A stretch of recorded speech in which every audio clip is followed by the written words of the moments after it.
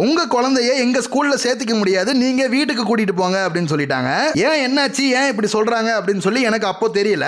என்ன நடந்தது அப்படின்னு சொல்லி நான் முழுசா சொல்லிடுறேன். 8 மாசத்துக்கு முன்னாடி நம்ம ரெயின்சிகா பாப்பாவை பால்வாடி ஸ்கூல்ல சேர்த்தலாம் அப்படின்னு சொல்லி கூட்டிட்டு வந்தோம். ஒரு இடத்துல உட்காந்து சொல்ற பேச்சு கேட்கும் போது நீங்க கூட்டிட்டு வாங்க, அவங்க குழந்தை பருவத்தை என்ஜாய் பண்ணட்டும், கொஞ்சம் மெச்சூரிட்டி ஆனதுக்கு அப்புறம் எங்க கிட்ட கூட்டிட்டு வாங்க அப்படின்னு சொன்னாங்க.